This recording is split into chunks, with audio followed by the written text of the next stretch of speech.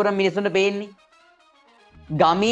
ගමේ පන්සලේ කොතටත් වඩා වැඩියෙන් මිනිස්සු දැකලා තියෙනවා සේපාලිගේ බොඩිය. මේකේ සිද්ධිය මේකයි. සේපාලි කියන ගෑනු කෙනා තමයි. මෙයාගේ නම මොකද්ද? සේපාලි. සේපාලිකා හරි වෙන්නේ නැති නේද? සේපාලි කියලා තමයි නම තියෙන්නේ. අහන්න දැන් මේ සේපාලි කියන්නේ අර ගමේ එහෙම අර මංගේ ඒ වැඩ කරන ඒ ගෑනු කෙනා. එයා මැරිලා තියෙන්නේ හිතාගන්න බෑ. එයාගේ මලමිනිය ගඟේ ගහගෙන එනවලු. ගඟේ ගහගෙන ඇවිල්ලා මේ මල කුණ තියනවලු පුතේ ගඟ ඉවුරට ගොඩ ගහලා. දැන් මිනිස්සු ඇවිල්ලා වට වෙලා මේ දැන් මිනිය දිහා බලාගෙන ඉන්නවා. මිනිස්සු දැන් අඳුරනවා. කවුද කියලා ඒ කියන්නේ මිනිස්සුන්ගේ හිතේ තියෙනවා මේ අහවලා කියලා. හැබැයි ඒක කියන්න බයයි. ඇයි ඒ? අඳුරගත්තොත් උඹ දන්නවනේ. අන්න ඒක සමාජගත වෙයි කියලා මිනිස්සුන්ට බයක් තියෙනවා. හරිද? ඒ හින්දා අපි ඒ කියන්නේ මොන වුණත් වැරදි වැඩක් කළොත් අපේ මිනිය බාර ගන්නවත් එකෙක් නැති වෙනවා අන්තිමට. ඕකයි මේකේ තියෙන විභාණ්ඩ මේ අපිට කියනවා. ඔන්න දැන් මේ කවිය අපිට කියනවා ලස්සන වචන ටිකකින්. ඇස් දෙක මුහුණ ඉඟටිය හප කළ මාළු ලස්සන මල කඳක් ගඟ ළඟ තිබුණාලු. උස්සල බැලුව මුත් ඇඳිරෙදි කඩමාලු විස්තර කිසිත් හඳුනන කිසිවෙක් නෑලු. ගැහැණියෙකුගේ ලස්සනම අවයව ටික ගැන කියනවා. ඇස් දෙක මුහුණ ඉඟටිය හප කළ මාළු. පුතේ ඒක සංකේතයක්. බලන්න මම කියන්නේ කවියොන්ගේ කාව්‍ය අලංකාර සංකේතයක්. පුතේ ගැහැණියෙකුගේ ලස්සනම අවයවනේ ඇස් මූණ ඉඟටිය. ඒක මාළු හප කරලා මාළු හප කරාම ලස්සනද කැත වෙනවද? කැත වෙනවා. පුතේ ඔය මාළු හප කරා කියන එකෙන් පෙන්නන්න හදන්නේ ගොඩාක් මිනිස්සු මෙයාට වද හිංසා දුන්නා. ගොඩාක් මිනිස්සු ළඟට මෙයා ගියා.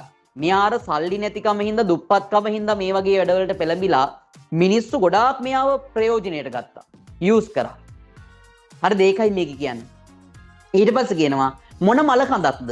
ලස්සන මල කඳක් ගඟ ළඟ තිබුණාලු. මල කඳ ලස්සනද? කැතයි. හැබැයි මෙයා කියනවා ලස්සන මල කඳක් ගඟ ළඟ තිබුණාලු. මේ ඇඳලා තිබ්බ අර වැරහැලි රෙදි කඩවල් අයින් කරලා බලනකොට වුණත් මිනිස්සුන්ට අඳුන ගන්න පුළුවන් වුණත් මිනිස්සු කියන්නේ නෑ විස්තර කිසිත් හඳුනන කිසිවෙක් නෑලු. කවුරුත් දන්නේ නෑ කිව්වා. දැන් කවුරුත් දන්නේ නෑනේ. මොකද කරන්නේ? හන්තිරි මලේ වෙහෙරේ කොතටත් වැඩිය. සාමාන්‍යයෙන් වැඩිපුරම පන්සලේ කොත තමා පුතේ පේන්නේ වැඩිපුරම ගමේ මිනිස්සුන්ට. ඇයි ඒ? උසම තැන තියෙන්නේ කොත නේද? චෛත්‍ය අර උඩම තියෙන්නේ කොත. මෙහෙම ඕකනේ වැඩිපුරම මිනිස්සුන්ට පේන්නේ. ගමේ පන්සලේ කොතටත් වඩා වැඩියෙන් මිනිස්සු දැකලා තියෙනවා සේපාලිගේ බොඩිය. හරි බොඩිය කියන්නේ ඇඟ. හරි. මේ බලන්න. පින්වත් අය දැකපු සේපාලිගේ බොඩිය. හරි. පින්වත් අය දකින්නේ.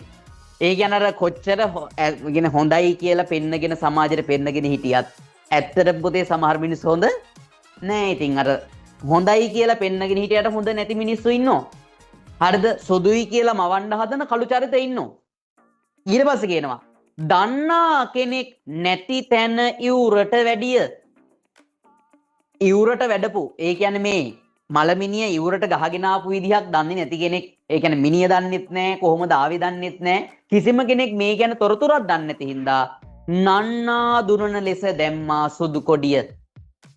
මල් ශාලාවකින් ඔන්න මිනි පෙට්ටියක් හදලා ඔන්න දැන් ඉතින් මිනිය ලෑස්ති කරලා ඔන්න දැන් වලලණ්ඩයි ලෑස්තිය. ඔන්න දැන් අපිට මේ සේපාලි ගැන විස්තරයක් කියනවා. දුම්කොළ කපා වේලා දහවල අවුවේ පන්දම අරන් රෑ පන්සලටත් දිව්වේ. සාමාන්‍යයෙන් දුම්කොළ කපලා වේලනවා කියන්නේ හොඳ රස්සාවක් නෙවෙයි, නරක රස්සාවක් නේ. එයා ඒ දේවල් කරන්නේ පුතේ සල්ලි නැති හින්දා, නැති බැරිකම හින්දා. දුම්කොළ කපා වේලනවා ඒ ආසේ පන්දම අරන් රෑට පන්සලටත් යනවා. පන්සලේ ඉන්නේ හාමුදුරු කෙනෙක් නෙවෙයි, ඝන ගෙඩියෙක්. ගෑණිව ගෙන්න ගන්නවා පන්සලට. මොනවා කරන්නද? තේ හදන් බොන්නද? නෑ. වෙන වැඩකට. හරි. ගෙන්න ගන්නවා. මන්ත්‍රීතුමා ඉඳ හිත පණිවිඩෙව්වේ ගමේ ප්‍රබලය තමා ගමේ මන්ත්‍රී. ඌත් පණිවිඩෙව්ව ගෑනිට. හරිද? අර කොච්චර අපි හොඳයි කියලා හිතන් හිටියත් ඒ මිනිස්සු හොඳ නෑ ඉතින්. එමයි මේ කියන්නේ. පණිවිඩෙව්වේ පන්සිල් අරන් හිටියත් නැහැ බෑ කිව්වේ. හරිද? ඒ කියන්නේ මේ ගෑණි අකමැත්තෙන් වුණත් මේ වැඩේට යන්න සිද්ධ වුණා. මොකද සල්ලි නැති හින්දා. ඊට පස්සේ කවියා මාර කවියෙක්. කවියා කියනවා මාර කතාවක්. හංගාගෙන වගේ පියයුරු වල සිරිය තිබුණා උපන් ලපයක් හරියට හරිය.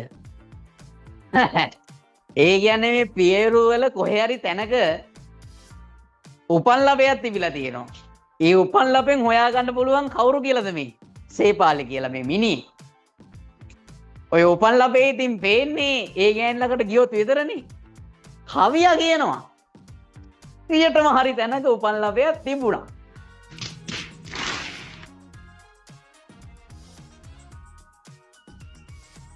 තව එකක් කියනවා.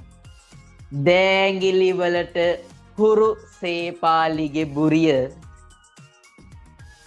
අපෝ ඉතින් බුරියට බුරිය කියන්නේ ලොරිය කියන්නද? හරි බුරිය. ඒ කියන්නේ අපි දන්නවා දැන් අපිට තේරෙනවා මේ කවිය අපිට කියන එකත් අනිවාර්යයෙන්ම මේ වැඩේ කොටස්කාරේ